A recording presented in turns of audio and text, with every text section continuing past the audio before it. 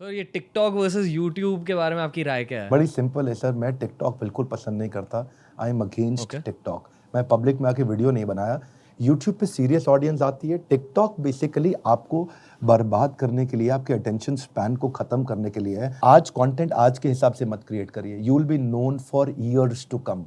आज content create करते वक्त ऐसा कंटेंट क्रिएट करिए जो क्रेडिबिलिटी बिल्ड करे आपके लिए जिंदगी भर के लिए। आज वो गलती ना करें जिसके लिए 10 साल बाद पछताना हो। सोशल मीडिया में अगर आपको स्टेबल रहना है, content is not king. You heard content is king? No sir, content is kingdom. वो राजा नहीं है, साम्राज्य है। So social media is going to be there for very long now.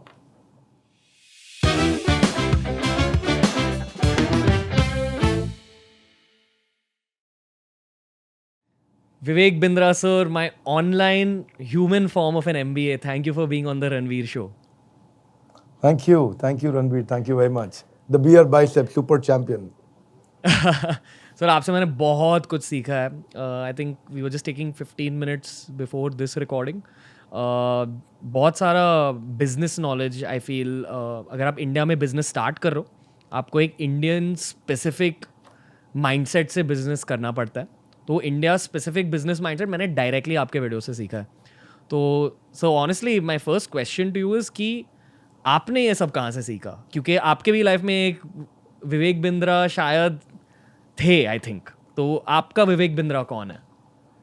मेरे विवेक बिंद्रा तो नहीं, मेरे तो मतलब जो मेंटर हैं वो लॉर्ड कृष्ण है. पर ये बात समझ आई मुझे Krishna say that you look for the burning problem of your customer which he is not able to solve on his own without some external intervention. So we've identified two questions. One, what is the burning problem? Second, how do you solve it in such a way that he cannot solve on his own without you? So these are the two things that we have focused. वहीं से हमारा content निकला, वहीं से हमारा research हुआ. Google पे dependent नहीं थे, कंज्यूमर पे डिपेंडेंट थे. Beautiful sir. सर आपकी एज क्या है अब? I am 38 now. I've just turned 38. Okay. I always had this question when I used to watch your videos. So I think I discovered your channel when I was about 23, sir. Sir, when you were in your mid 20s, आप क्या कर रहे थे तब? Like आप कहाँ काम कर रहे थे? Like what was happening in your life and what was your mindset? मैंने बड़ा सीक्रेट रखा है उसको हमेशा. When I was in my mid 20s, early 20s, I was in ब्रह्मचारी आश्रम. तब मैं I was like a monk at that time. So मैं I was reading scriptures. मैं थोड़ा शास्त्र पढ़ने में लगा था. Okay. ये अभी cash flow management, working capital, cost of risk, business, strategic advantage, consumer advantage, ये सब बाद में. लेकिन एमबीए मैं पहले कर चुका था, अपनी मैनेजमेंट की पढ़ाई कर ली थी. पर मैं शास्त्रों की पढ़ाई करना चाहता था. मैनेजमेंट की पढ़ाई में मुझको वो सब्सटेंस नहीं मिला जो शास्त्रों की पढ़ाई में मिला था. तो फिर ये स्विच कैसे हुआ? ये स्विच हुआ मेरे मेंटर के इंस्ट्रक्शन पे. आपके मेंटर कौन है सर? मेरे मेंटर मेरे गुरुदेव हैं, जो कि जहाँ मैं गुरुकुल में रहता था, तो वो वहीं पे ही गुरुजी मुझे मिले जिन्होंने गाइडेंस डायरेक्शन दिया. Beautiful sir. सो तो बेसिकली टीआरएस पर जो हमारा पॉडकास्ट है, इस पर बहुत सारी स्पिरिचुअलिटी की भी बातें होती है. Right, तो आई एम जस्ट क्यूरियस कि आपके लाइफ में स्पिरिचुअलिटी की इंट्रोडक्शन कहाँ से हुई? क्योंकि आपने मटेरियल वर्ल्ड में भी बहुत सारा आपने सक्सेस देखा है, मटेरियल सक्सेस मिला आपको लाइफ में.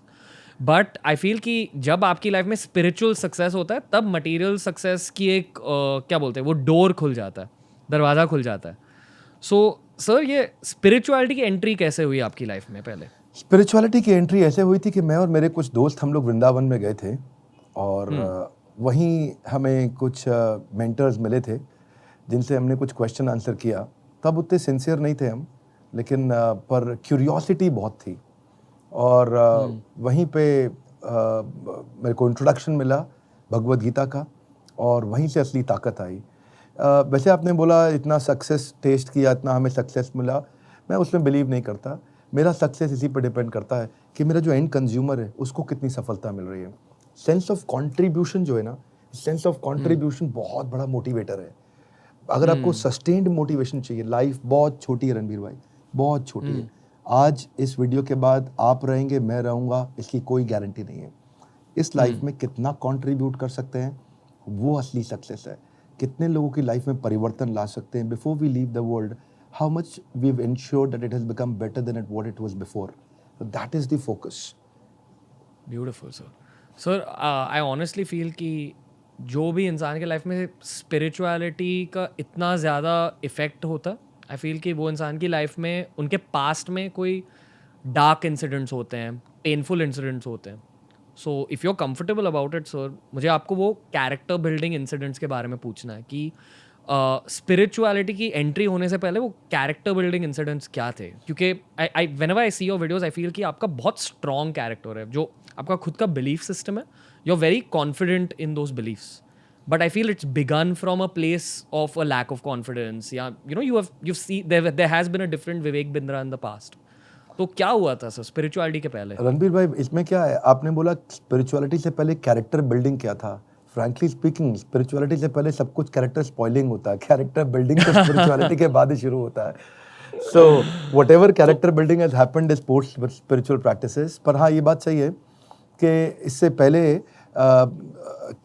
मेरे लाइफ में बहुत डिफ़िकल्टीज और स्ट्रगल तो थे, बहुत सारी समस्याएं रही थी, पर वो जो ताकत मिली मेरे को वो वहीं से मिली जब मैं पहली बार वृंदावन गया था.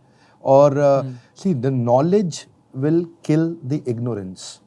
तो जो ज्ञान दीपे न भास्वता, कृष्ण से इन भगवद गीता, कि अगर आप ज्ञान का दीपक जला लेते हैं ना, तो उसके बाद नथिंग कैन डिस्टर्ब यू. अभी ना मेरी पर्सनल एस्पिरेशन कुछ नहीं बची, ये सबसे बड़ा मुझको एडवांटेज है. मैं बहुत डिटैच्ड हूँ पैसे से, ये सबसे बड़ा एडवांटेज है. ऑफ कोर्स ऑर्गेनाइजेशन रन करने के लिए पैसा चाहिए, क्योंकि वहाँ से सस्टेनेबिलिटी आती है. कई बारी लोग पूछते भी हैं हमसे कि यार आप फ्री में क्यों नहीं कर देते ट्रेनिंग, फ्री में क्यों नहीं बिल्ड कर देते. मैंने एक ऑर्गेनाइजेशन बिल्ड किया है जिसकी सस्टेनेबिलिटी चाहिए. अपने घर को आग लगा के बाजू वाले को सेक देना सर्दी में, वो सस्टेनेबल नहीं है. You know, you burn your house with some fire और उसके बाद you are giving some warmth to your neighbour. तो चैरिटी इज नॉट सस्टेनेबल. हमने 70 ब्रांचेस क्रिएट करी, 2000 IBCs बनाए, आज 350 एम्प्लॉयज़ हेड ऑफिस में हैं, 1500 एम्प्लॉयज़ सारे ब्रांचेस में इंडिया में. We are hiring 500 more post covid, during covid. So we are making 150 branches. आज हमारा रेवेन्यू ग्रोथ कर रहा है 200%, 300% ईयर ऑन ईयर. इसके अलावा मंथ ऑन मंथ भी कोविड के दौरान भी we have grown by 30%. So beautiful. अच्छी बात क्या है, मैं आपको शेयर करूंगा कि इसे बिल्ड करने के लिए आज देखो हमारे जो चैनल के लीडर्स हैं वो एयरटेल से, लावा और ओला के लीडर्स थे. कॉन्टैक्ट सेंटर जो हमने बिल्ड किया, वो मैडम जो हमारे हैंडल करती हैं वो टाइम्स ऑफ इंडिया की वाइस प्रेसिडेंट थी. जो मेरे प्रोडक्ट हेड हैं वो जेबोंग और हाइक मैसेंजर्स में लीडर्स थे. जो मेरे चीफ ऑपरेटिंग ऑफिसर हैं वो ग्रुप मैनेजिंग डायरेक्टर थे कार्बन मोबाइल और जियोनी मोबाइल के. जो मेरा FP&A है, फाइनेंशियल प्लानिंग एंड एनालिसिस, जहाँ से हम बजटिंग प्लानिंग करते हैं, वो NDTV के वाइस प्रेसिडेंट हैं. ये सब अच्छे लोग लीडर्स हायर किए हमने. जो मेरा स्ट्रैटेजी हेड है वो पहले रहेजाज के स्ट्रैटेजी हेड थे. जो मेरे वीडियो प्रोडक्शन हेड है वो पहले बायजूस का वीडियो प्रोडक्शन देखते थे. जो मेरे चीफ टेक्नोलॉजी ऑफिसर है वो नेटवर्क 18 और मनी कंट्रोल के CTO थे. जो मेरे इंफ्रा VP है वो इंडिया मार्ट से थे. जो हमारे कंटेंट हेड है वो साइकोलॉजिस्ट और एडुकॉम सॉल्यूशंस हेड करती थी. जो मेरे स्पीकर्स हैं जो हमारे साथ में कंटेंट क्रिएट करते हैं वो ET नाउ से हम लेकर के आए, इकोनॉमिक टाइम्स से. जो हमारे स्ट्रैटेजिक अलायंस देखते हैं वो जी बिजनेस से. जो मेरे सर्विस हेड है वो वोडाफोन से है. हमने क्या किया, अब क्या है, इतना खर्चा होता है, इतनी टीम्स बिल्ड होती हैं ताकि आप एक सस्टेनेबल पावरफुल सोल्यूशन क्रिएट करें. तो हमने सोचा इसको अफोर्डेबल करें, साथ साथ अफोर्डेबल भी करें और स्केलेबल भी करें. सो दैट्स हाउ हमने फिर बिजनेस मॉडल बनाया जहाँ से हम लोगों को सिखा सकें, उनको मदद कर सकें. Beautiful sir. सर इन सब चीज़ों में से आपकी सबसे बड़ी ब्लेसिंग क्या है अकॉर्डिंग टू यू? मेरी सबसे बड़ी ब्लेसिंग डिटैचमेंट है. डिटैचमेंट मेरी सबसे बड़ी ब्लेसिंग है कि आज मेरी पर्सनल खुद की इच्छा अपने लिए कुछ खरीदने की नहीं है. पता नहीं आपने कभी नोट किया नहीं किया, मैं वही पिंक शर्ट और वही सेम ब्लेजर और वही सब पहन के आ रहा हूँ बहुत सालों से अपने वीडियोस में. कई बार लोग पूछते भी हैं क्या किसी एस्ट्रोलॉजर ने बोला आपको आपका लकी कलर है. मैं आपको बताता हूँ उसका राज. मैं एक बार एक दुकान पे गया, मैंने कहा भाई शर्ट दिखाना ज़रा, पहनना जल्दी रहती है, टाइम नहीं है, मैं मॉल्स नहीं जाता, शॉपिंग करने नहीं जाता. तो ऐसे ही एक दुकान पे गया, उसने शर्ट दिया, पिंक कलर का था. फिटिंग मैंने देखा ठीक है, तो मैंने बोला 10 शर्ट दे दो ये वाली. तो वो हंसने लगा, बोला सेम साइज 10 शर्ट, ऐसा ही डिज़ाइन. मैं बोला टाइम सेव होएगा, ऐसा सब पहन के देखूंगा, बहुत टाइम लगेगा. तो मेरा कोई पर्सनल एस्पिरेशन नहीं है. एक मैंने बिजनेस सूट लिया, उसको सिलवाया, देखा कलर ठीक है, मैंने बोला 5-10 सूट ये वाले बना देना, इसी को बदल बदल के पहनता रहूँगा मैं. सो मेरा आज ना कुछ ऐसा नहीं है कि people don't watch me because of my clothes, they don't watch me because of my style, because of my car, या मेरे पास कोई पर्सनल चॉपर हेलीकॉप्टर गाड़ी है कोई, नहीं, कुछ नहीं. People are are with me or they want to understand the knowledge which I have gained from Bhagavad Gita and business. तो भगवद गीता और बिजनेस का amalgamation है. तो बेसिकली ये मेरी सबसे बड़ी स्ट्रेंथ जो बनी, जो मेरे को सबसे बड़ी ताकत मिली, वो sense of contribution and feeling of detachment है. Beautiful, sir. Do you feel कि a college student या a young professional can create a sense of detachment inside themselves? कि does it take many years to create that sense of detachment? It's not about years, it's about association. आप उठते बैठते किसके साथ हो, content क्या consume करते हो. Influences. बिल्कुल ठीक बोला आपने. इन्फ्लुएंसर्स, आप किसके साथ किसका कंटेंट कंज्यूम कर रहे हो, इन्फ्लुएंस कौन कर रहा है आपको, इस पे डिपेंड करता है. क्या कहते हैं शास्त्रों में, लव मात्र साधु संग सर्व सिद्धि होए. कि अगर लव मात्र मतलब 1 सेकंड का 14वां हिस्सा भी, 14th part of a second, अगर आप राइट एसोसिएशन में बैठ गए और उसकी फीलिंग्स आपके अंदर एंटर कर गई, एकदम गेम चेंज हो जाएगा. ऐसे ही खराब कंटेंट कंज्यूम करने से सब कुछ डैमेज हो सकता है. So consciousness is everything. वही आपको ड्राइव करेगा. Your attitude, your beliefs, your that actually drive your behaviour. तो ये जो अंदर फॉर्म करना है ना, यही सब बाहर बिल्ड करके देगा अपने को.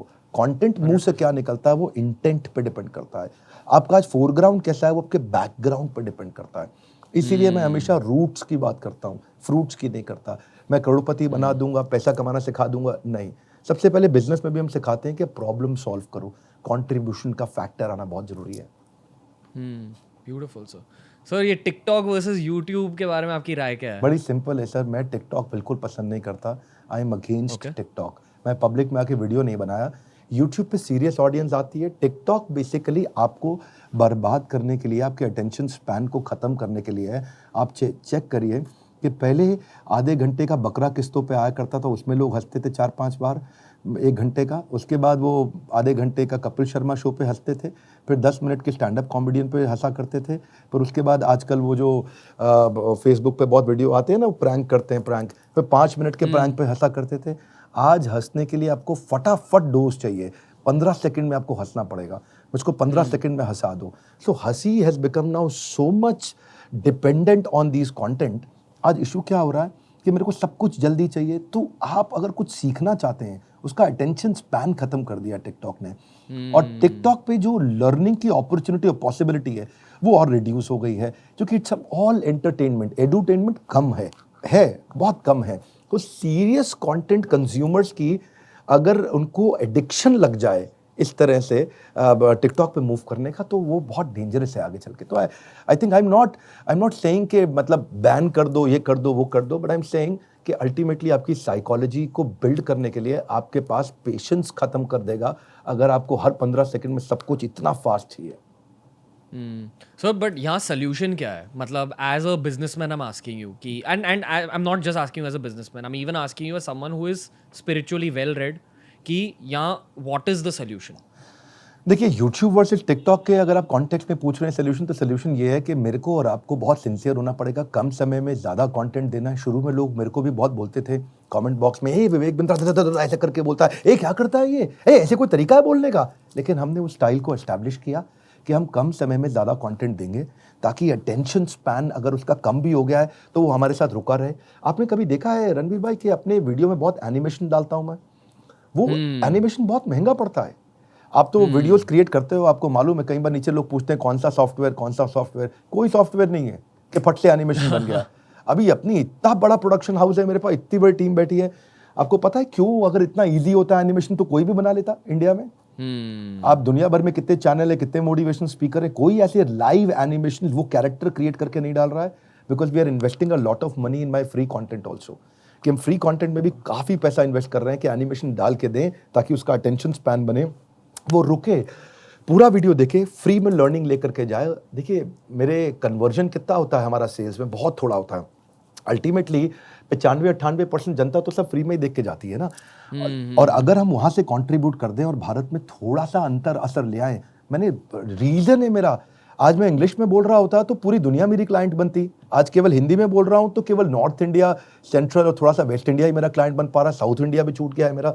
सो मुझे मालूम है I am losing a lot, but I am contributing to my country. That's our focus. Sir but वही कंट्री के पर्सपेक्टिव से देखो, मतलब आई फील कि no matter how big you and me become as content creators, ये TikTok का जो culture है ये actually it's going to reach the corners of the country sir. तो अभी अगर वो टिकटॉक एकदम दूर वाले गांव तक पहुंच गया तो वहाँ के लोगों का फिर अटेंशन स्पैन कम हो जाएगा. So what is the solution in that case? मेरे को और आपको और जिम्मेदारी लेना पड़ेगा. ओके. अगर मैं और आप इस समय या हमारे साथ और कितने सीजन्ड कंटेंट क्रिएटर्स हैं, अगर हम लोग जिम्मेदारी लेंगे तो धीरे धीरे लोगों को समझ में आएगा कि बॉस देखो, अगर अच्छा कंटेंट कंज्यूम करना है जो आपको ग्रोथ देगा, जो आपको लर्निंग देगा. सी अल्टीमेटली आप कितनी देर तक खाली एंटरटेनमेंट करते रहोगे अपना. आज तो मजा आ जाएगा आपको. आप किसी गुजराती को देखो, वो मजा नहीं करता, जमा करता है. मजा जमा तो वो जमा करना है तो फिर आपको तो सीरियस अच्छा. तो I think ultimately it depends on content creator कि वो कितने ढंग से सामने वाले के साथ में उसके साथ में कनेक्ट कर सकता है कि वहां से उसका अटेंशन स्पैन होल्ड करके रखे. सर 2030 में आपको क्या लगता है सिनेरियो क्या होगा? 2030 बहुत बदल चुका होगा. मुझको लगता है कि कोविड 2030 को थोड़ा और जल्दी लेके आ रहा है. वो 2030 जो डिले होने वाला था वो शायद 2030 2025 में आ जाएगा. डिजिटल अडेप्टेशन बहुत बढ़ चुका होगा तब तक. ह्यूमन कनेक्शंस और रिलेशंस और घट चुके होंगे 2030 तक. और I think it's time for India. India is going to certainly pick up. India में बहुत ज़्यादा पॉसिबिलिटीज बढ़ चुकी हैं इस समय. और with the kind of digital revolution and digital availability to consume global content, it's time for India to pick up now. Sir but अभी मतलब ये कोविड की वजह से अभी बिजनेस का अपॉर्चुनिटीज़ क्या होने वाला है? मतलब जो अभी ये वीडियो देख रहे हैं, जो स्टूडेंट्स ये वीडियो देख रहे हैं, उन्हें कौन से इंडस्ट्रीज़ के बारे में ज़्यादा सीखना चाहिए according to you? See, it's not about industry, it's about the scalability which will come through technology. आप देखें, बहुत इंपॉर्टेंट चीज़ है समझना कि बिजनेस को बड़ा करने के लिए ज़्यादा मैन पावर नहीं, ज़रा टेक्नोलॉजी चाहिए आपको. सो जो टेक की अडेप्टेबिलिटी है वो अभी आएगी. दूसरा, प्लेटफॉर्म ड्रिवन बिजनेसेस बढ़ जाएंगे. प्लेटफॉर्म ड्रिवन बिजनेस वो है जहाँ पे कनेक्टिंग द अनकनेक्टेड, यानी कि जो लोग कनेक्टेड नहीं थे आपस में अपने उनको भी कनेक्ट कर दिया. प्लेटफॉर्म ड्रिवन का मतलब क्या हो गया? जीवस्य जीवनम, जब लोग एक दूसरे पर डिपेंड होकर के अपने आप बिजनेस को. सो ऑफ कोर्स मैंने बिजनेस पे तो बहुत सारे वीडियोस दिए हैं यूट्यूब पे जहाँ मैंने इनके बारे में बातचीत किया है. पर I think post Covid important चीज़ें ये हैं कि भारत की सरकार को बहुत सारे काम करने हैं इस समय. हमारे को इंडस्ट्रियल नेटवर्क क्लस्टरिंग करनी पड़ेगी. चाइना में हर चीज़ के लिए शहर बना हुआ है. आपको मोबाइल का अलग शहर है, लाइट का अलग शहर है, कपड़ों का अलग शहर है. इंफ्रास्ट्रक्चर पे पैसा बहुत सरकार को खर्च करना पड़ेगा. मुझको लगता है हमारे को जजेस बढ़ा देने चाहिए ताकि हम लोग के यहाँ करप्शन थोड़ा कम हो सके.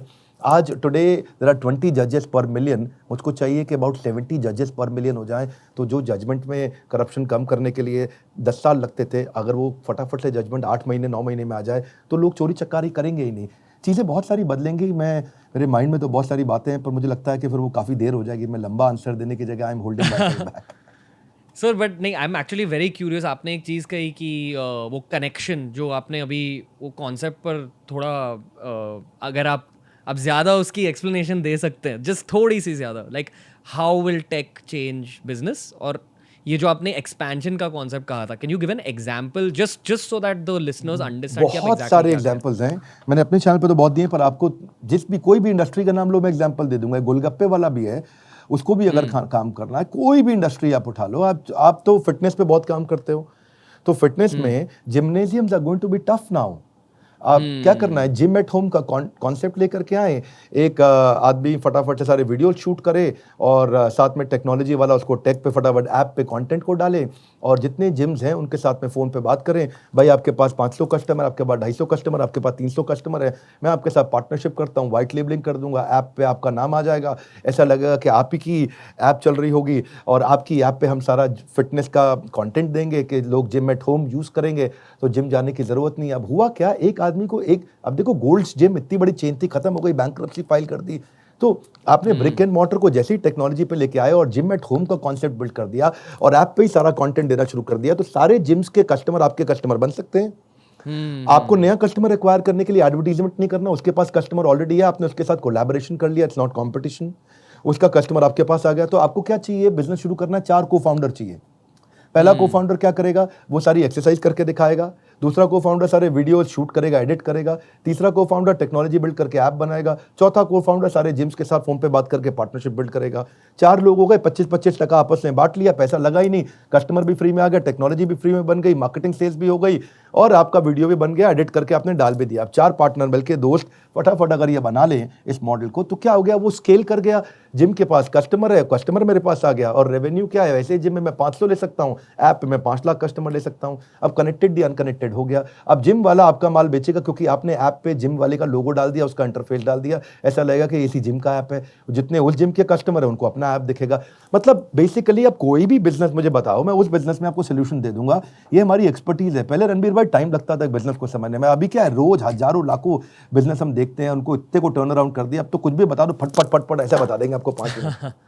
सर 2 क्वेश्चन है। पहली क्वेश्चन है कि एग्रीकल्चर इंडस्ट्री का फ्यूचर क्या है, क्योंकि बहुत लोग कहते हैं कि अभी लोग ज़्यादा खेती में फिर से एंटर करेंगे, agriculture industry will start booming, there are things like that. So is it true कि there will be many agriculture millionaires and billionaires in India? नहीं, एग्रीकल्चर मिलियनेयर बिलियनेयर्स तो नहीं होंगे, वो बहुत मुश्किल है। Okay. बहुत सारे तो बिल्कुल नहीं होंगे। उसके कारण है 3-4-5 मैं आपको बता दूं कि हमारे यहाँ ना अर्बनाइजेशन कम है। ओके, अगर अर्बनाइजेशन विलेजेस में बढ़ जाए तो कुछ इंप्रूवमेंट की संभावना है। यानी कि इंफ्रास्ट्रक्चर, रोड्स वगैरह। करेक्ट। देखो पता है क्या है, जहाँ पे 1 लाख से ज्यादा लोग रहते हैं ना, वहाँ पे सारी संभावनाएं बिल्ड हो जाती है। पर जो गांव है बहुत ज्यादा स्पार्सली अरेंज्ड है, ऐसे बहुत दूर दूर छोटे छोटे टुकड़ों में होते हैं, तो उनके पास ना इंफ्रास्ट्रक्चर है, ना सप्लाई चेन है, ना वो इक्विपमेंट्स हैं। ये सब चीज़ें तब होंगी जब अर्बनाइजेशन आएगा, तो किसान मैनेजर बन जाएगा और रोबोट खेती करेगा। वहाँ पे आएगी एफिशिएंसी और वहाँ पे सप्लाई चेन कनेक्टेड होगा। आज मैं आपको बता दूं कोई अबाउट 28% का अर्बनाइजेशन है इंडिया में, पर ग्लोबल स्टैंडर्ड 50% का है। सो 50% जब अर्बनाइजेशन आ जाएगा और क्लस्टरिंग हो जाएगी उसकी, और इंफ्रास्ट्रक्चर और वर्ल्ड कॉरिडोर्स बन जाएंगे बड़ी बड़ी सड़कों के साथ में, तो सप्लाई चेन कनेक्ट होगा। 1 लाख 2 लाख लोगों का गांव होना चाहिए, 1 लाख लोगों का गांव होना चाहिए। ऐसा गांव, थोड़ा बड़ा गांव, थोड़ा छोटा शहर बड़ा गांव जैसा, तो वहां से चीजें कनेक्ट होंगी और तब जाकर के एग्रीकल्चर में संभावना है। वरना agriculture is for self sustainability. Agriculture right now is not feasible. बहुत बड़ा ग्रोथ की पॉसिबिलिटी नहीं दिखती है। हाँ, ये है माइक्रो एंटरप्रेन्योरशिप के लिए ठीक है। इसका अर्थ क्या हुआ? माइक्रो एंटरप्रेन्योरशिप का मतलब एक आदमी 20-25 हज़ार रुपये महीना कमा ले, 10 गायें रखना शुरू करे, उसको सेल्फ सस्टेन कर ले और वहां से मॉडल बनाए, तो कैटल पे काम करे, तो वो क्या है? माइक्रो एंटरप्रेन्योरशिप है। मिलियनेयर बिलियनेयर जो आपने बोला वो संभव नहीं है। ओके, तो अगर किसी को मिलियनेयर बिलियनेयर बनना है तो what are the industries according to you? फिर से मैं कभी भी इंडस्ट्रीज पे फोकस ज़्यादा नहीं करता, मैं फोकस करता हूँ स्ट्रैटेजी पे। स्ट्रैटेजी का अर्थ क्या हुआ? जैसे मान लो स्टील ट्यूब की इंडस्ट्री है।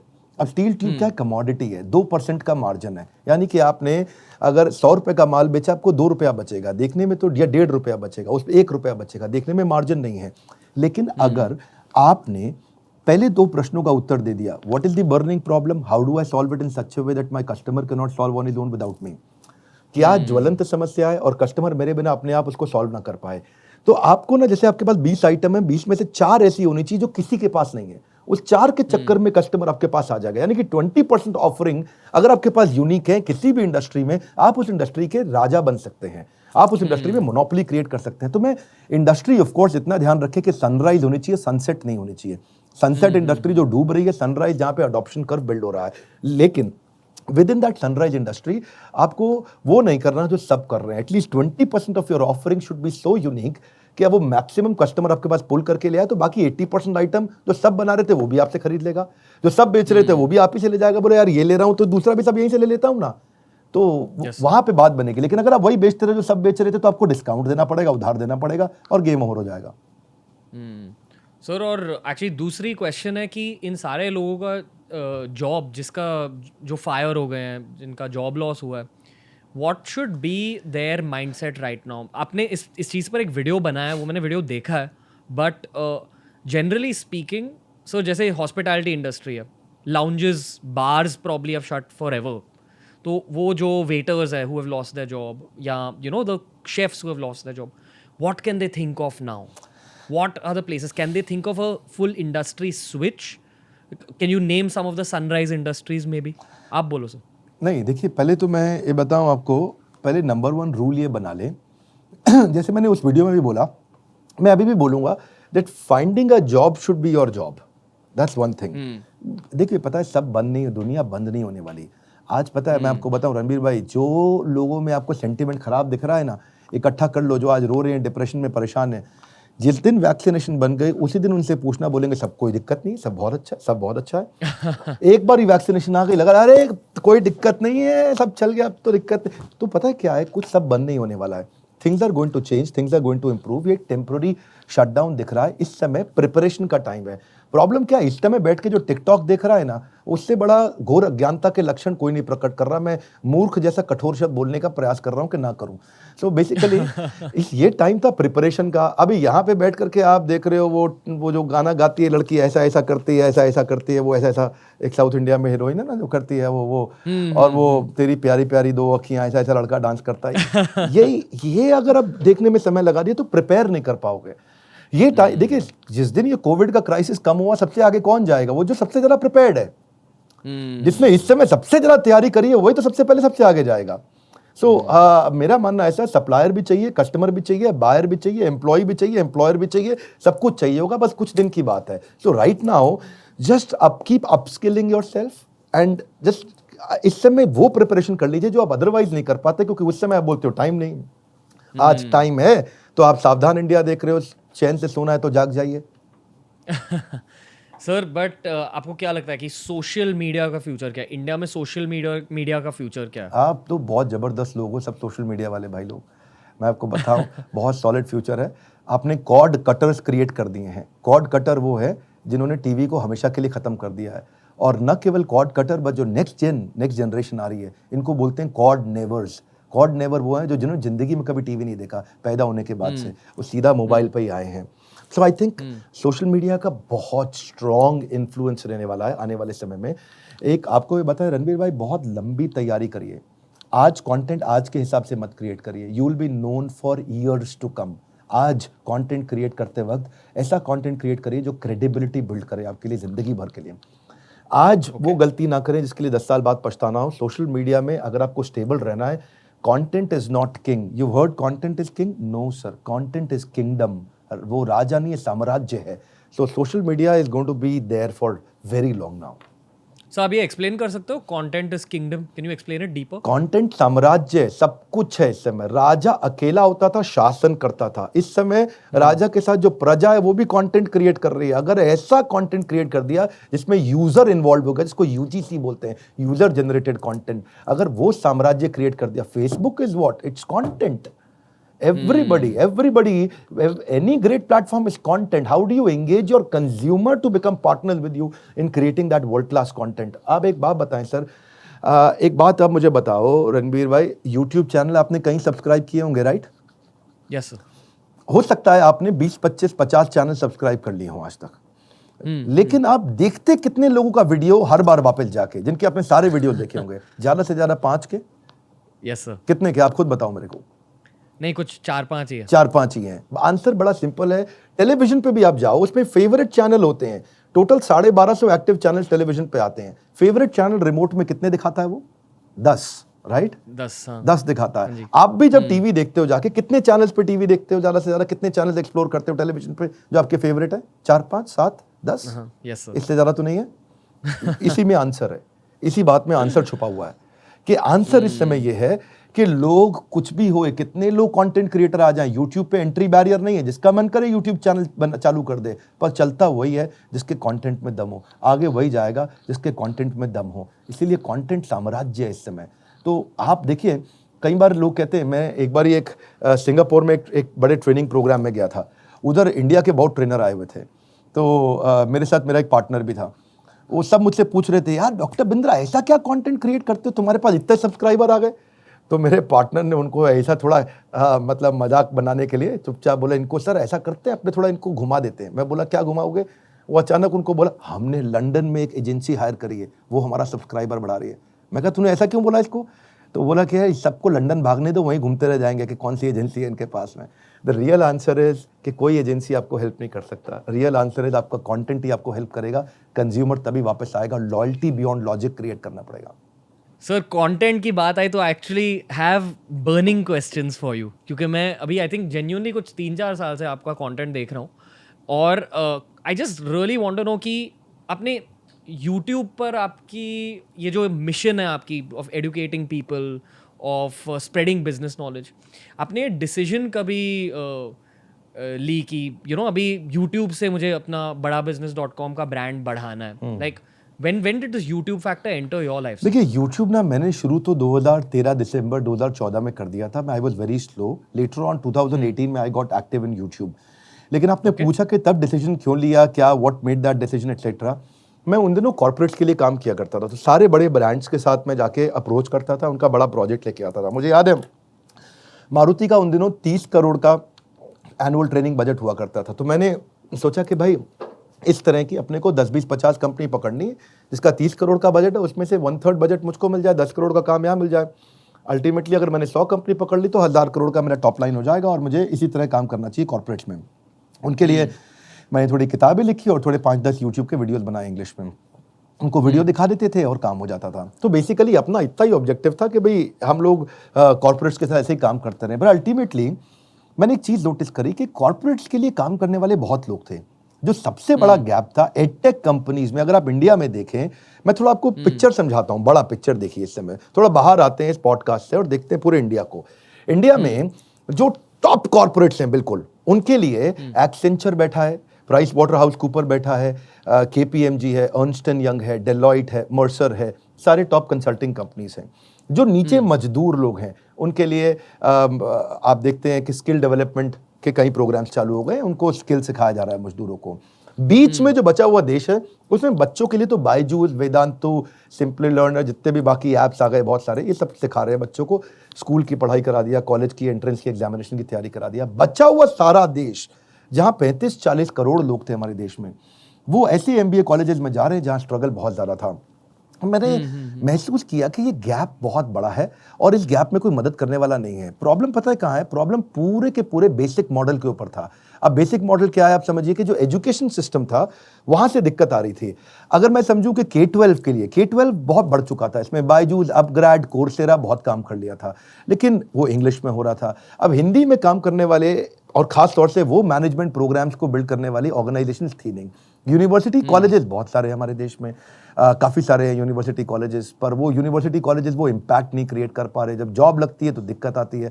तो आप ये समझिए कि रियल टाइम एक्सपीरियंस नहीं मिल पा रहा था कि कॉर्पोरेट में चाहिए क्या. Conventional classroom based theoretical approach थी. अंडर एम्प्लॉयमेंट हुए जा रहा था. MBA करने के बाद 20 लाख रुपया लेने के बाद उसको बेचारे को 20,000 रुपये की तनख्वाह नहीं मिल रही थी, 20 लाख के कर्जे के बाद. कॉम्पिटेंट फैकल्टीज नहीं थी. तो ये सारी जब समस्या थी, देखिए इंसान को रोटी, कपड़ा और मकान के अलावा सबसे ज़्यादा जो सबसे बड़ी जरूरत थी वो शिक्षा की थी. एसोचैम की हमने रिपोर्ट पढ़ी कि 93% ग्रेजुएट्स इस समय अनएम्प्लॉयबल हो चुके हैं. तो यहाँ पे हमने पूरे मॉडल को चेंज किया. जहाँ ज़रूरत थी हम वहाँ पे एंटर किए, क्योंकि धनी लोगों के लिए तो धनी कंसल्टेंट अवेलेबल थे. अच्छा, अब गरीब आदमी पैसा देगा नहीं, तो उसके लिए हमने कहा फ्री वीडियो बनाते हैं. जिसको ज़्यादा नॉलेज चाहिए, जिसके पास थोड़ा पैसा है खर्च करने के लिए, फ्री में सब देख लें. थोड़े बहुत लोग पैसा दे करके और डिटेल में सीख लें, हैंड होल्डिंग करा लें. तो हमने सोचा कि भाई सीरियस रहेंगे, आलतू फालतू कंटेंट बिल्कुल नहीं बनाएंगे. तो वहाँ से हमने देखा कि जब बेचारे MBA करने के बाद 147% इंक्रीज हो गया लोन ना पे करना. जो बच्चा लोन लेके करता है ना MBA, लोन नहीं पे कर पा रहा है. ऑटोमेशन, आर्टिफिशियल इंटेलिजेंस, लीन मैनेजमेंट सब बढ़ता चला जा रहा था. तो यहीं से फिर हमने उस मॉडल को बनाया. हमने देखा इंडिया में यंग एज है, इस समय यूथ है इंडिया में, 26 साल से कम, 60 करोड़ की जनता इंडिया में, 120 करोड़ में से 26 साल से कम उम्र की है.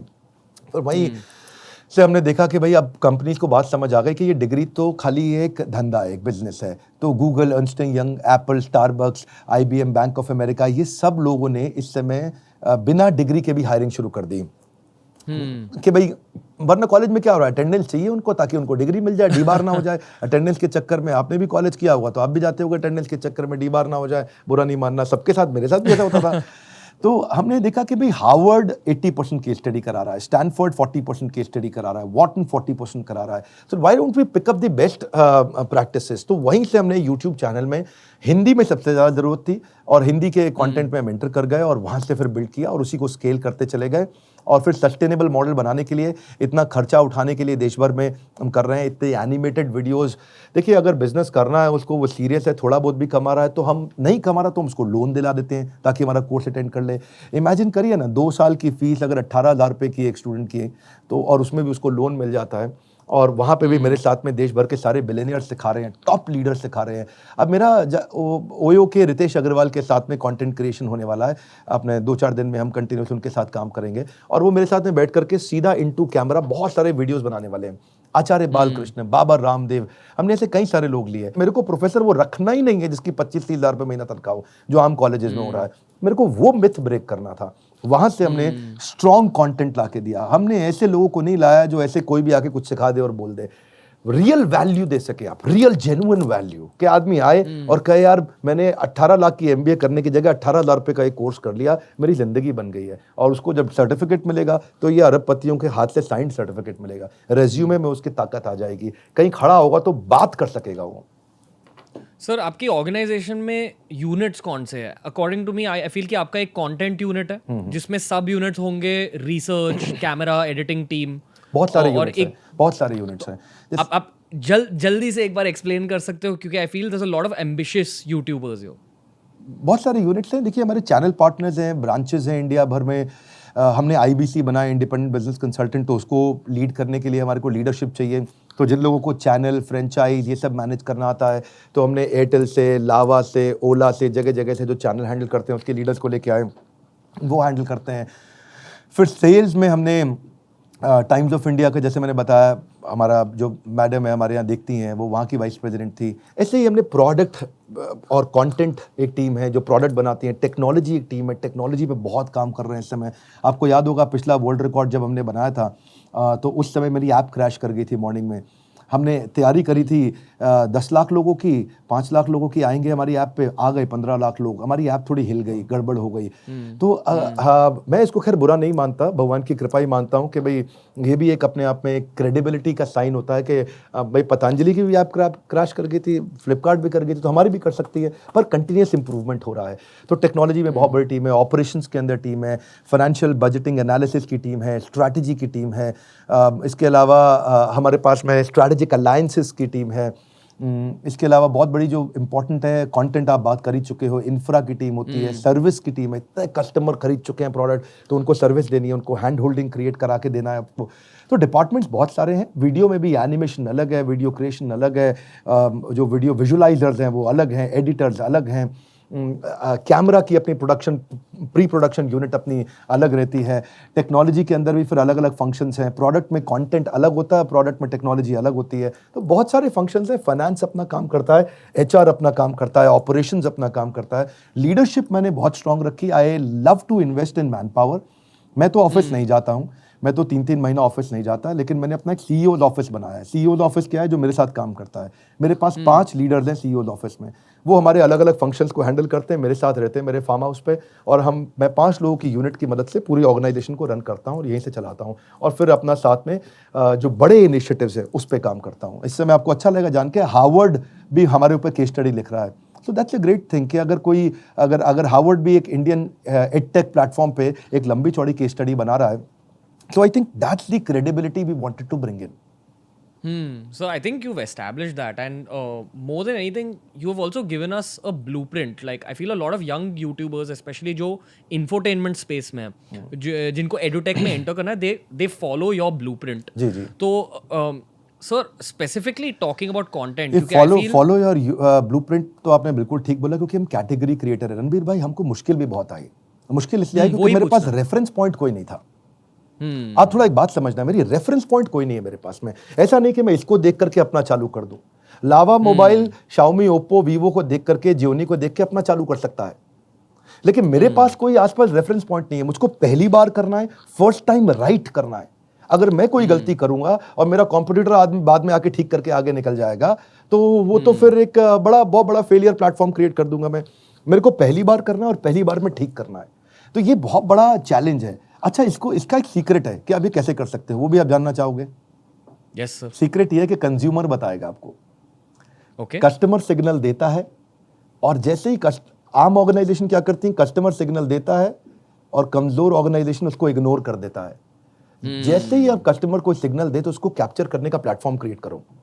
तो वो बड़ा इंपॉर्टेंट है, क्योंकि ना आज हमने एनिमेशन डाला तो हमारा कॉम्पिटिटर एनिमेशन डालेगा, हमने फ्रेंचाइजी बनाना शुरू किया तो हमारा कॉम्पिटिटर फ्रेंचाइजी बनाना शुरू करेगा, हमने आईबीसी किया तो वो भी वो कर देगा, हम दूसरे स्पीकर्स लेकर के आए तो वो भी वो लेके आएंगे। वो तो बड़ा सिंपल है, जो विवेक बिंद्रा कर रहे हैं बस वो करते चले जाओ, आपको सफलता मिल जाएगा। सो इनोवेट इज गुड क्योंकि हम एक इंडस्ट्री क्रिएट कर रहे हैं, इनोवेट इज गुड क्योंकि हम एक इंडस्ट्री को और मैच्योर करने में मदद कर रहे हैं और उसका कॉर्पोरेटाइजेशन कर रहे हैं एक व्यापारी को ट्रेनिंग करके।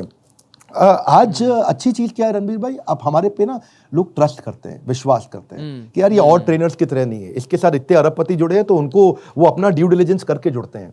इंपॉर्टेंट चीज़ क्या है, जब मैं आज बाबा रामदेव, आचार्य बालकृष्ण से लेकर के किसी प्राइवेट एमएनसी से लेकर के इंडियन सबसे बड़े बैंक से लेके आज एसबीआई के मैनेजिंग डायरेक्टर, एचडीएफसी के वाइस चेयरमैन मैनेजिंग डायरेक्टर, जब मैं इन सबको प्लेटफॉर्म पे लेकर के आता हूँ, मोहनदास पाई को प्लेटफॉर्म पे लाता हूँ, किरण मजुमदार शॉ जो $5 बिलियन का बिजनेस कर रही हैं, जिनको दुनिया की 25 सबसे पावरफुल महिलाओं में से और इंडिया की 3 सबसे पावरफुल महिलाओं में से माना जाता है, जब ये सब लोग हमारे प्लेटफॉर्म पे आते हैं तो पहले ड्यू डिलिजेंस कर लेते हैं कि यार ये कोई यूट्यूबर है कि एक सॉलिड सस्टेनेबल ऑर्गेनाइजेशन है, ये क्या कर रहे हैं, कि क्या क्रेडिबिलिटी है, क्या काम करते हैं।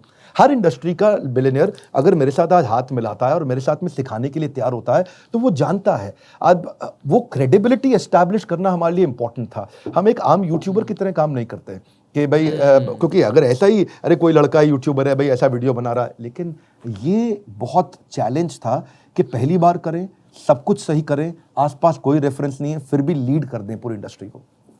And it's all through the power of content. I feel कि आपका पूरा फोकस यूट्यूब गेम में it's on content, it's on your research, it's on that value add. ना थोड़ा गलती है इसमें। ना नॉट ऑल कंटेंट, कंटेंट कोई भी बनाएगा, इट्स ऑल कंज्यूमर।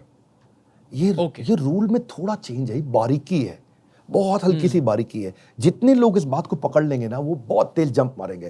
कंटेंट सब कुछ नहीं है, कंज्यूमर सब कुछ है। पहले कंज्यूमर, फिर उसकी साइकोलॉजी के हिसाब से content comes second, consumer comes first. तो कंज्यूमर की अंडरस्टैंडिंग, कौन initiator, buyer, influencer, decider, consumer actually क्या करता है, उसको चाहिए क्या, वो क्या रिपीट करेगा। So if your customer likes it, you please repeat it. That's the golden statement. So keep on continuously keep understanding the consumer analytics. कि कस्टमर पसंद क्या करता है, फिर जाइए वापस, फिर ब्रेनस्टॉर्म करिए, फिर कंटेंट क्रिएट करिए। Beautiful sir. अभी मैं थोड़ा सा पर्सनल टैंजेंट पर जाना चाहता हूँ। I just want to ask you specifically sir, I feel कि आप एक लाइफ लॉन्ग लर्नर हो, नोइंग योर स्पिरिचुअल बैकग्राउंड। तो at this stage of your life आपके लर्निंग सोर्सेज क्या है? Can you give me 3 learning sources of yours? सबसे पहला मेरा लर्निंग सोर्स हमेशा सबको मालूम है, वो है वो शास्त्र जहाँ से मैंने सीखा। पर आपने पूछा आज करंटली और क्या लर्निंग सोर्सेज हैं, और लर्निंग सोर्सेज है मेरी ऑर्गेनाइजेशन के लीडर्स। ओके मैंने ऑर्गेनाइजेशन में जब लीडर्स को हायर करता हूँ ना, मैं सबसे ज़्यादा उनसे सीखता हूँ। जो मेरी टीम है, मैं उनको, वो हमारे यहाँ एम्प्लॉयज़ नहीं है, मैंने उनको ईसॉप्स दिए हैं, एम्प्लॉय स्टॉक ऑप्शन, वो मेरे शेयर होल्डर्स हैं। हम आज भी हायरिंग, कोविड क्राइसिस के दौरान भी हायरिंग बंद नहीं करी है। हमने एक भी जगह सैलरी कट नहीं किया है, एक भी जगह हमने कहीं पे भी कोई कट डाउन नहीं किया, कोई भी हमने एट्रिशन क्रिएट नहीं किया, किसी को निकाला नहीं है। हम क्या कर रहे हैं, इंस्टेड हम इस समय सैलरी हाइक्स भी दे रहे हैं, शेयर्स भी दे रहे हैं, सीएक्सओ लेवल से लेके फ्रेशर लेवल तक सारी हायरिंग हो रही है। एक ही रूल है सर हमारे यहाँ, ए कैटेगरी एम्प्लॉय चाहिए, ए कैटेगरी दिमाग में घुसा दिया सारी टीम के। टीम 8 कैटेगरी बिल्ड करेंगे। और आज मैं अपनी ऑर्गेनाइजेशन के इतने सीक्रेट किसी चैनल पे नहीं दिए हैं, मैं पहली बार आपके चैनल पे आज इतनी चीज़ें अपनी ऑर्गेनाइजेशन के बारे में शेयर कर रहा हूँ। पर्सनल तो बहुत लोगों ने बहुत कुछ पूछा, पर मैं सीखता हूँ अपनी लीडरशिप से। और वो भी मेरे को इस बात के लिए बहुत पसंद करते हैं कि यार विवेक सर आपके साथ ना चक्कर क्या, आपकी सीखने की स्पीड बहुत तेज है। मेरे को आमिर खान की एक पिक्चर आई थी, मेरे को नाम याद नहीं है वो क्या नाम है, उसमें आता था किसी दूसरे लोक से वो, और ऐसे करके ऐसा करके हाथ पकड़ता था और सब सीख जाता था।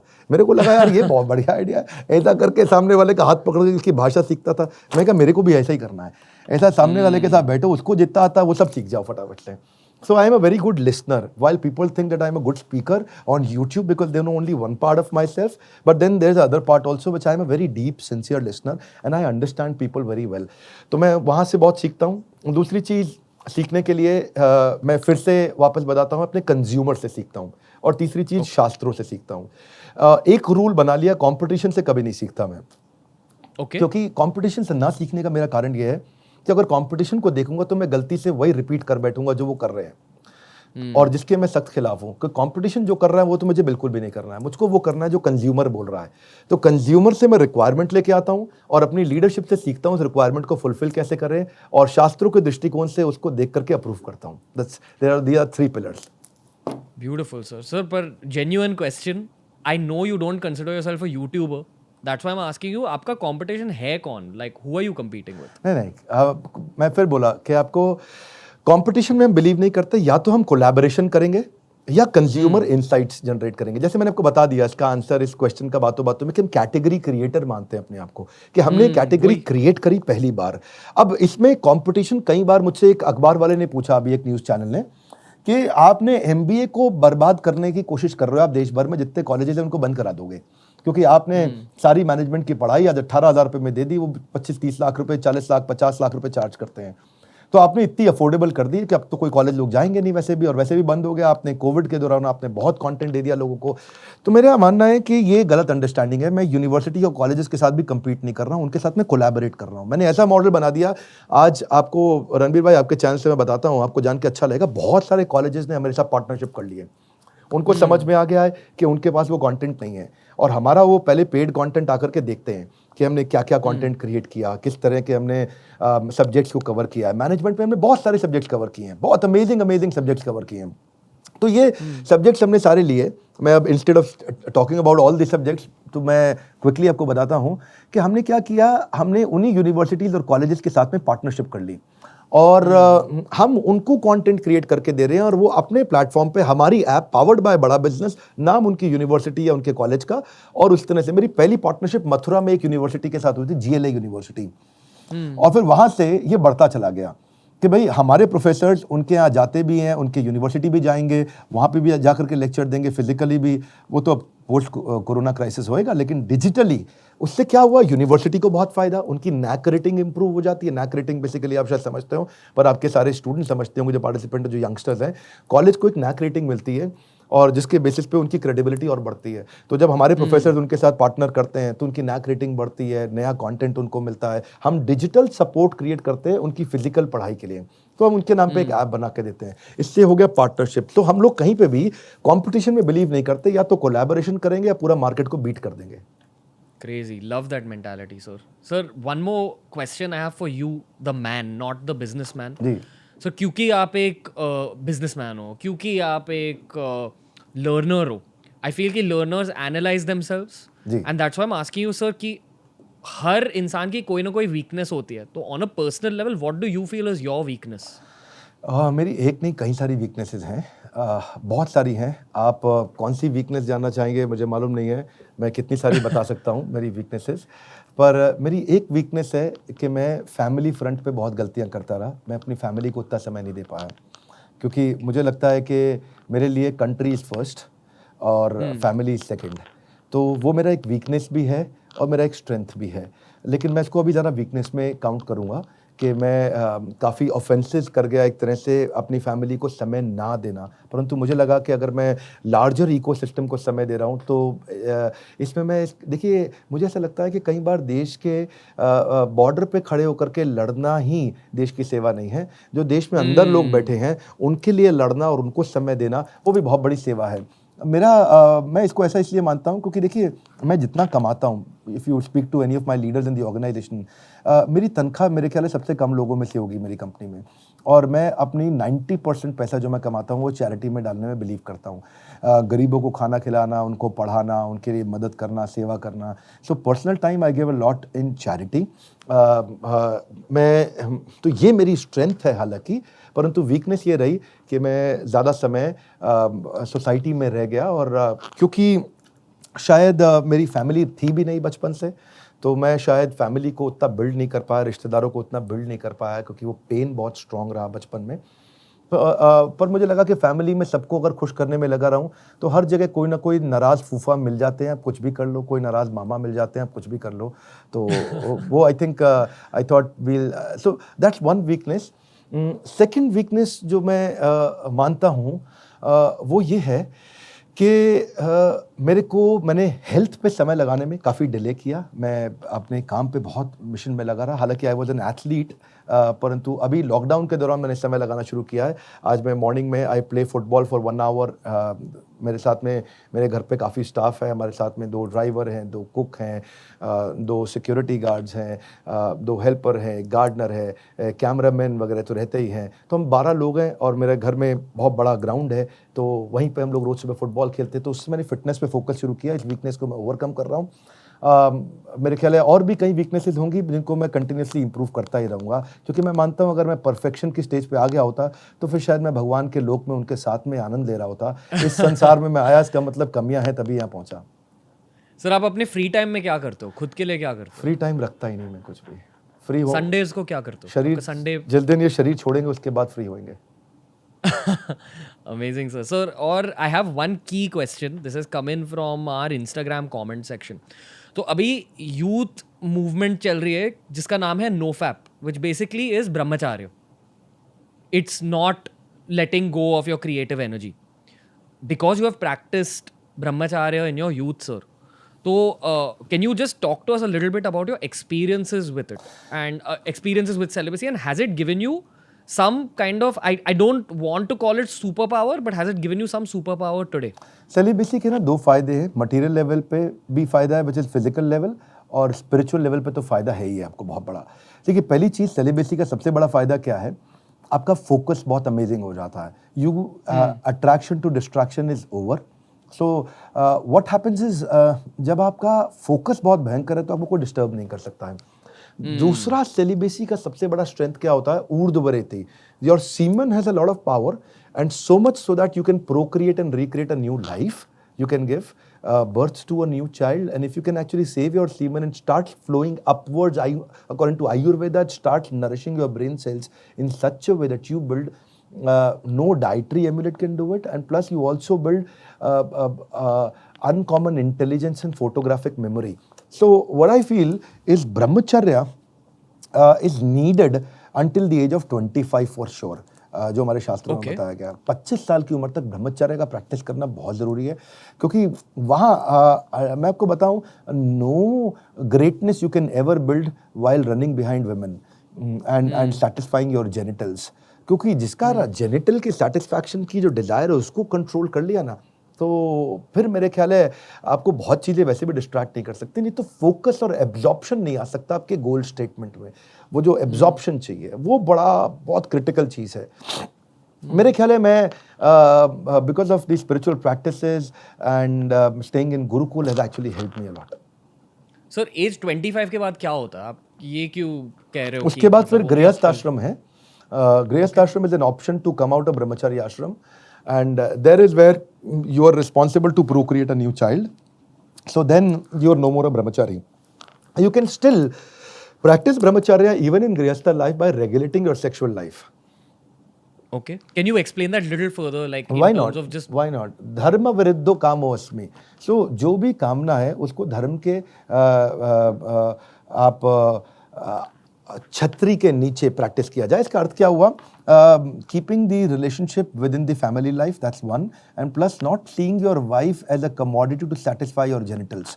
So basically your purpose of having relationship with her is to actually serve the society and family and the Lord, not just to actually satisfy your desires of your genitals. Don't see her as an object of my senses. See her as a co-contributor in the ecosystem. So, but if you are letting go of your semen during married life, does it take away from your mental sharpness? That's what I said. Regulation is required. Okay. But what would count as regulation? Discipline. Like, Discipline. I would not be able to tell you how many times in a week or how many times in a day. I don't think that's the right answer. But I would say one has to regulate it, because the purpose of life will bring regulation. Desire to regulate will not bring regulation. If you see, if I ask you a question, ऐसा करो रणबीर भाई, एक गुलाबी रंग का हाथी जिसकी पीले रंग की पूंछ हो, उसके बारे में सोचना मत। yes, sir. कौन से रंग का हाथी? गुलाबी रंग का हाथी, पीले रंग की पूंछ। उसके बारे में नहीं सोचना है। तो जैसे ही मैं ये बोलूंगा उसके बारे में नहीं सोचना, आप उसी के बारे में सोचोगे। So if I tell you don't think about sex, you will think more about sex. So instead of doing that, have a higher purpose established in mindset. So क्योंकि हम सेलिबेसी की बातें कर रहे हैं, स्पिरिचुअलिटी की बातें कर रहे हैं, I have to ask you about meditation. West में अभी मेडिटेशन का एक क्या बोलते हैं वेव चल रहा है, और इंडिया में honestly meditation has been there for centuries. तो क्या आप भी मेडिटेट करते हैं, and what is your advice about meditation to the youth? मैंने 2004 से मेडिटेशन शुरू किया था, तब से लेके आज तक unless I complete my meditation practice in the morning, I don't take my breakfast. So that's what I have started. See, for me, meditation is simple. Mantra meditation is important. If you just close your eyes and you meditate on some light, etc., you might end up falling asleep. So, नींद आ जाएगा आपको. So, what you need is to meditate on the sound vibration. You pick up any religion, every religion is promoting some kind of mantra meditation. Like for example, कलयुग केवल नाम आधारा, सुमरी सुमरी नर उतरी अपारा. That's said in Granth Sahib कि कलयुग में केवल भगवान का नाम ही आधार है, सुमरी सुमरी मतलब सिमरन कर करके उतरी अपारा. You get delivered from this material world. If you look at Christianity out of their 10 commandments, they say, thou shalt chant the holy names of the Lord. कि हर एक को भगवान के दिव्य नामों का जप करना चाहिए हिंदी में. If you look at Quran or Islam, they're actually chanting 99 different names of Allah while they're offering their prayers, while they're offering their namaz. Similarly, even in Sanatan Dharma, it is always talking about Harer Nam eva kevalam, kalu nasti eva na asti eva gatirannatha. कि हरि का नाम ही एक उपाय है, और कोई उपाय नहीं है. नास्ति एव गतिरन्यथा. So which simply means कि chanting the holy names of the Lord is the right way.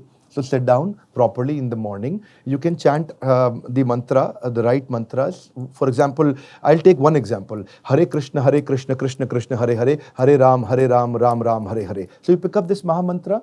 Take one round of beads, एक माला ले लीजिए, 108 मन के हैं, एक एक करके उसको पकड़ते जाइए. Hare Krishna Krishna Krishna Hare Hare, Hare Rama Rama Rama Hare Hare. Listen to the sound vibration very very carefully. Speak it up, don't do it in mind only, speak it up. तो कृष्ण ने भी बोला यज्ञ नाम जप यज्ञो अस्मि, भगवद गीता में, कि सभी यज्ञों में मैं जप यज्ञ हूं. सो डूइंग दिस जपा मेडिटेशन, जपा means chanting, speaking it out. So when you speak the holy names of the Lord and you meditate on the, in scripture it is said that the names of the Lord and the Lord, they are non-different. When you're speaking the name of the Lord, it is as if you're associating with the Lord, because they're not material names. तो यहाँ से ताकत आती है. Meditation is must, it is extremely important. और अगर कोई कर सकता है तो उसके पास दिव्य ताकत आती है, और वो जो दिव्य ताकत है, वो जो शक्ति है, वो उसको ड्राइव करने में कभी कोई इसको फिर हरा नहीं सकता ऐसे आदमी को. सो मॉडर्न स्किल सेट के according can you explain Divya ताकत कि मॉडर्न स्किल सेट में आपको क्या एडवांटेजेस मिलते हैं? दिव्य ताकत को मॉडर्न स्किल सेट के हिसाब से आप देख सकते हो दी बिलीफ सिस्टम. बिकॉज जो बिलीफ है ना, वो आपसे अद्भुत कार्य करा देता है. अगर आप देखो बाबा दीप सिंह के बारे में, तो उनका ना बिलीफ क्या था कि उनको हरमंदिर साहिब तक जाना था, जो हमारा अमृतसर में जो गुरुद्वारा है, और उनका गर्दन कटने के बाद हाथ में लेकर के तलवार, दाएं हाथ में बाएं हाथ में गर्दन लेकर के लड़ते हुए चले गए. क्योंकि बिलीफ से ना आप अद्भुत कार्य कर सकते हैं, अजीबो गरीब कार्य कर सकते हैं. मेरे पास बहुत सारे एग्जाम्पल हैं. तो ये जो राइट बिलीफ्स बिल्ड होना, इसमें भी बहुत डैमेजिंग बिलीफ भी बिल्ड हो सकते हैं, है कि नहीं? Belief of Swami Vivekananda and belief of a terrorist are completely opposite, but both of them they can go to an extreme. So building right belief is important.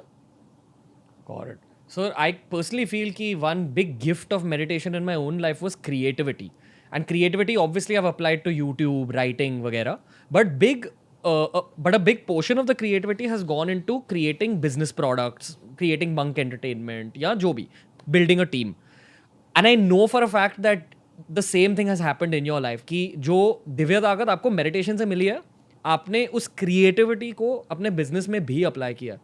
धन्यवाद. और इसके genuinely so, like, and that creating something in business also applies to creating teams.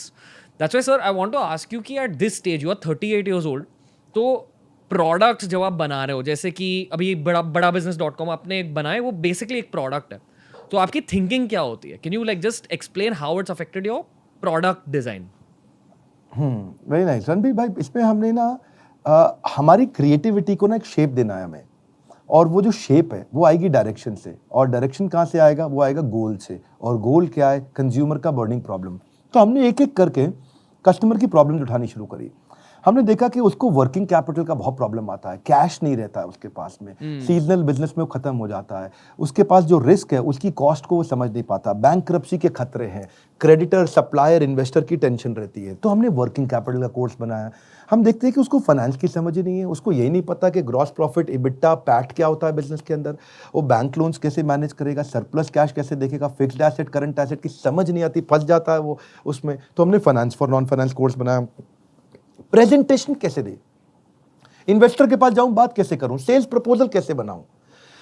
तो हमने smart presentation for investor, customer, employee, इसको बोलते हैं spice, SPICE। ऐसे ही हमने देखा कि यार टेक्नोलॉजी की समझ नहीं है, जिंदगी भर गल्ले पे बैठा हुआ कच्चे का धंधा कर रहा है।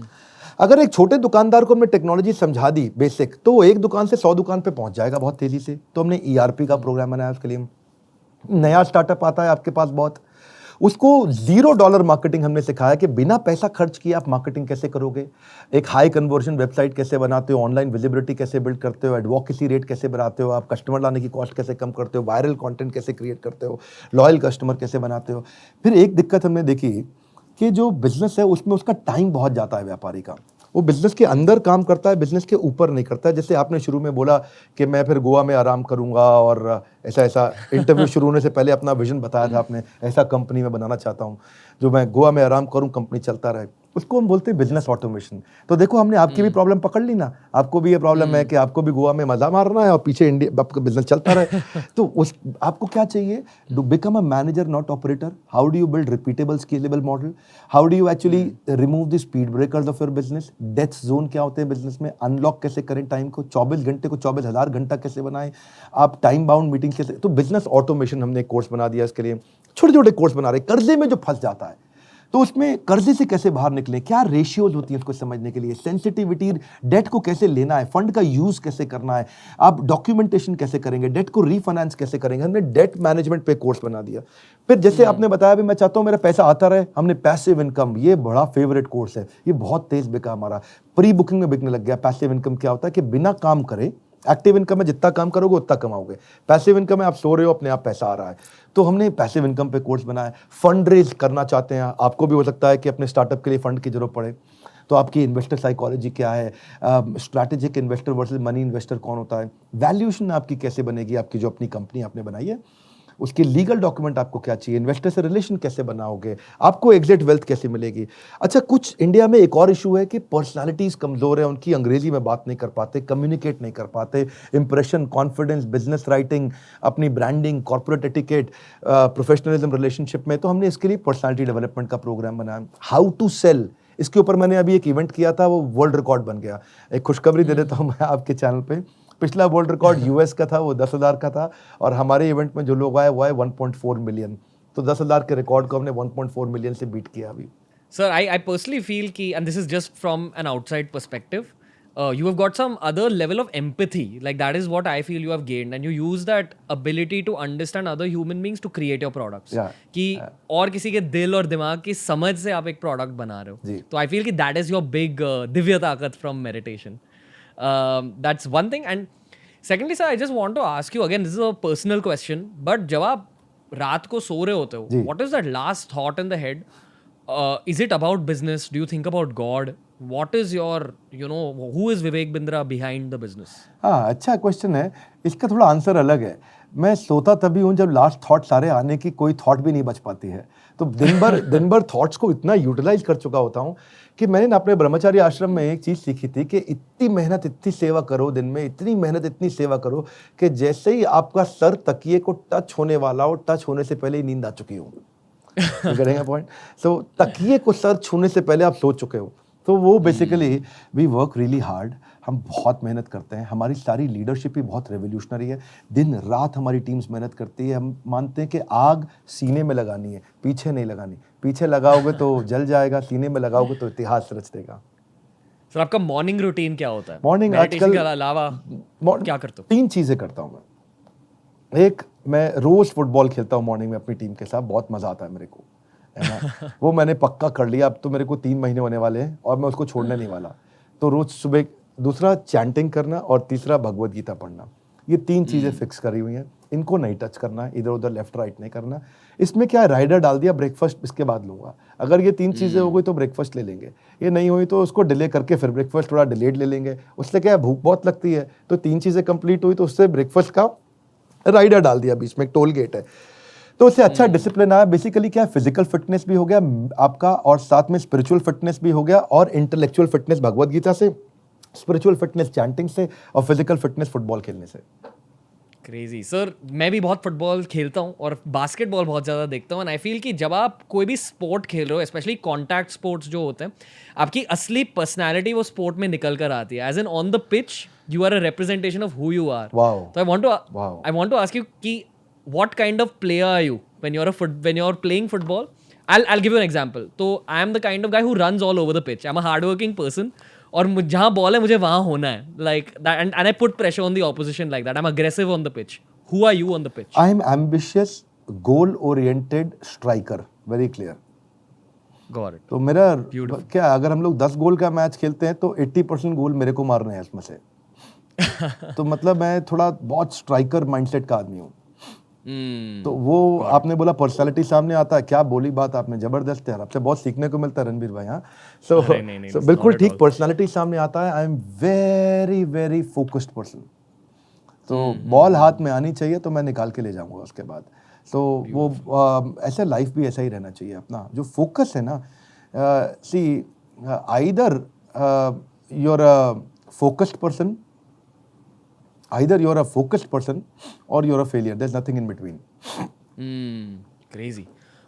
Or sir, like, what do you think, like, internally, and I'm not asking you about Krishna ji, who are your 3 biggest idols outside of the world of business? Like, where are you drawing your inspiration from? Because I feel every man needs those reference points. जी, बहुत अच्छा बोला आपने। मैं कहाँ से inspiration लेता हूँ, मैं ना आपको बताता हूँ। See first thing is I am a very introvert guy. Okay. लोगों को लगता है मैं बहुत एक्सट्रोवर्ट हूँ, लेकिन मैं आपको फ्रैंकली स्पीकिंग, मैं ना तो किसी शादी में जाता, ना किसी से मिलता, ना मैं कहीं दोस्ती करता, ना मैं लोगों से मिलता। और क्योंकि मेरा सोशल सर्कल मैंने बिल्ड ही नहीं किया है, फैमिली सर्कल बिल्ड नहीं किया है, बहुत ज़्यादा समय नहीं दिया मैंने उसको, कॉन्शियसली नहीं दिया। मुझको मालूम है I am not a very socialising kind of a person. So मेरे जो सोर्स ऑफ इंस्पिरेशन है वो मेरी लीडरशिप है, जैसा मैंने आपको बताया है। ये थोड़ा डिफिकल्ट टू बिलीव लगता है, ऐसा भी लगता है वो लोग है क्या बोल दिया है, कोई रियल आंसर नहीं दिया है। नहीं, रियल आंसर है ये रियल आंसर इसलिए है क्योंकि मैं अपनी लीडरशिप के साथ सबसे ज़्यादा समय बिताता हूँ, मैं उनके साथ बहुत टाइम देता हूँ, मैं उनको ध्यान से समझता हूँ, उनसे सीखता हूँ। मेरा रूल क्या है, अपने से इंटेलिजेंट आदमी लेकर के आओ और उनके रास्ते से हट जाओ। क्रेजी सर, ये फैमिली ना होने की वजह से आपको कोई कमी फील होती है? Do you feel any kind of void at all? तभी तक, because you are also human. तभी तक फील होती थी कमी, जब तक कोई मिशन नहीं था। जैसे ही कोई मिशन आ जाएगा ना, तो एक ये रूल है कि मिशन और वैक्यूम ये इन्वर्सली प्रोपोर्शनेट है। तो वो जो कमी है ना, वैक्यूम, वो कम होती चली जाएगी जब मिशन बढ़ता चला जाएगा, और जब मिशन घटेगा तो वैक्यूम बढ़ता चला जाएगा। यू हैव टू डिसाइड आपको देखना कहाँ पे है। सी, जब आप गोल पे फोकस करते हैं तो ट्रबल्स खत्म हो जाते हैं, जब ट्रबल्स पे फोकस करते हैं तो गोल खत्म हो जाता है। Crazy, beautiful, sir. And one last question for you for the podcast today, sir. Ki I know you are the kind of person who has no regrets in life. I know that about you without you saying it. But अगर आप 16-year-old Vivek Bindra को आज मिलेंगे तो आप उसे क्या कहेंगे? उसे यही कहूँगा, जल्दी से भगवत गीता पढ़ना शुरू कर, शुरू के कुछ साल तू बेकार कर रहा है। Beautiful, sir. Thank you. I really appreciate you coming on the podcast. और again, बहुत सीखने को मिला आज भी इस podcast पर. But genuinely, I consider you one of my online gurus. I feel कि जैसे जब पांडवास अज्ञातवास में गए थे तो उन्हें कोई ऐसे ऋषि मुनि मिल गए थे, आप मेरे लिए उस प्रकार के एक ऋषि मुनि हो. Like genuinely. And I've met you through YouTube. Honored to talk to you on the podcast, sir. मेरे को आपकी एनर्जी बहुत पसंद है, आपकी पॉजिटिविटी, और जो आप काम कर रहे हो ना जबरदस्त तरीके से, फिटनेस से लेके, इंस्पिरेशन से लेके, सेलिब्रिटीज का इंस्पिरेशन क्रिएट करके ड्राइव करके लोगों को देना।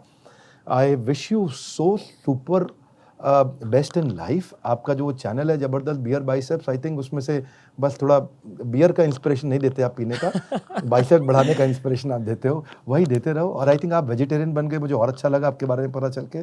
That's also amazing thing about you. और वेजिटेरियनिज्म का आप प्रमोट कर रहे हैं, that shows a lot of compassion that you have in your heart. And your compassion will also contribute a lot to the society. और दूसरा, मैं कोई गुरु तो नहीं हूँ, I am a life long learner, but I am a contributor for sure. जो contribution करने में मैं पीछे नहीं हटना चाहता, वही मेरे जीवन का मिशन है. शरीर किसी भी दिन छूट जाएगा, कुछ परमानेंट नहीं है इधर. कोई सोच के आ रहा है परमानेंट होने वाला है, कुछ नहीं होने वाला है परमानेंट. सिर्फ आपका कॉन्ट्रीब्यूशन इंपॉर्टेंट है. तो यही हमारी जीवन का मिशन है. धन्यवाद. I think it was so amazing speaking to you. Thank you, sir. Really appreciate it a lot. I can't express my gratitude in words. Guys, I'll link all of Vivek sir's handles down below. Make sure you go subscribe, make sure you go follow, and make sure you check out badabusiness.com. ए, थोड़ा रणबीर भाई को भी subscribe कर लेना. He is an amazing guy. Thank you so much, Vivek sir. Okay. Thank you.